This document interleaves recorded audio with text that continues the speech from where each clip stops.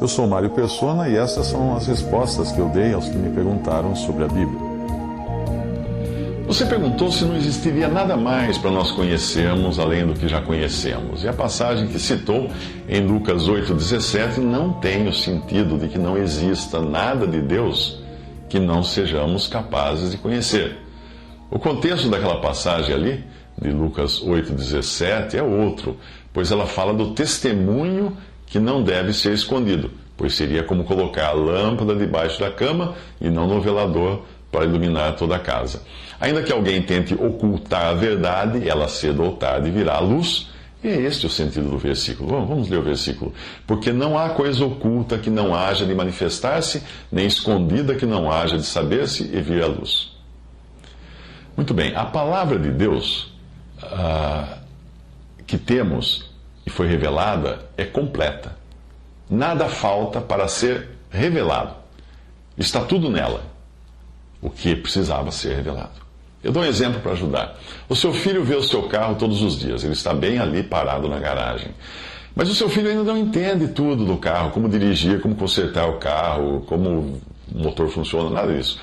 Mesmo assim, o carro está ali, bem na frente dele. Não falta nada no carro. Porém, é um carro, não um avião. Porque você não precisa voar, só trafegar com ele. Assim é a palavra de Deus. Ela está bem ali, integral, com tudo o que Deus quis revelar ao homem, tudo o que é importante para a vida e a piedade. Como fala em 2 Pedro 1,3, visto como o seu divino poder nos deu tudo o que diz respeito à vida e piedade pelo conhecimento daquele que nos chamou pela sua glória e virtude. Se você tentar encontrar na Bíblia a composição do corpo de uma pulga, não vai encontrar, porque isso não é importante para a vida e a piedade. E além do que nós necessitamos, seria querer satisfazer a curiosidade humana. E então, portanto, além das nossas necessidades. No caso do exemplo que eu dei, seria o mesmo que você ter um avião na garagem, mas não ter licença de piloto e nenhuma pista para poder decolar. O carro é suficiente para você, por isso você tem o carro. Assim como o seu filho tem aquele carro bem diante de si na garagem, que aos poucos ele irá aprendendo mais e mais a respeito desse carro, o Espírito Santo vai pouco a pouco nos ensinando mais as Escrituras. O carro continuará o mesmo na visão do seu filho, mas o conhecimento e a experiência que o seu filho terá irá crescer. Assim é com a palavra de Deus. Nada de novo será revelado, porque tudo já foi revelado. E a Paulo coube fechar essa revelação com a única novidade que faltava, que era a verdade da igreja, o corpo de Cristo. Mas apesar de nós termos uma palavra de Deus completa e imutável, a nossa compreensão dela é que vai sendo cada dia maior. Mas que existem muitas coisas que não estão na Bíblia, porque não seríamos capazes de compreender nesta vida, não há dúvida quanto a isso.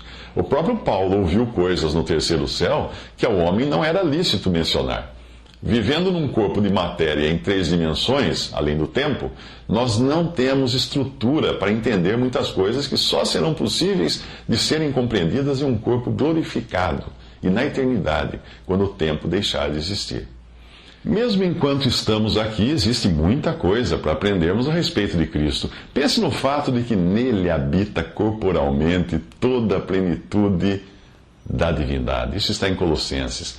Para você então ter uma vaga ideia do manancial que nós temos diante de nós. A impressão que eu tenho é que quando chegarmos na glória, teremos uma reação semelhante à da rainha de Sabá, quando conheceu o rei Salomão, que é uma figura de Cristo, quando ela conheceu pessoalmente o rei Salomão. Na Bíblia diz assim: vendo, pois, a rainha de Sabá a sabedoria de Salomão e a casa que edificara, e as iguarias da sua mesa, o assentar dos seus servos, o estar dos seus criados, as vestes deles, e os seus copeiros e as vestes deles, e a sua subida pela qual lhe chegava à casa do Senhor, ela ficou como fora de si. Então disse ao rei: era verdade a palavra que ouvi na minha terra acerca dos teus feitos e da tua sabedoria. Porém, não cria naquelas palavras até que vim e meus olhos o viram. E eis que não me disseram a metade da grandeza da tua sabedoria, sobrepujaste a fama que ouvi. Isso está em 2 Crônicas 9, versículo 3.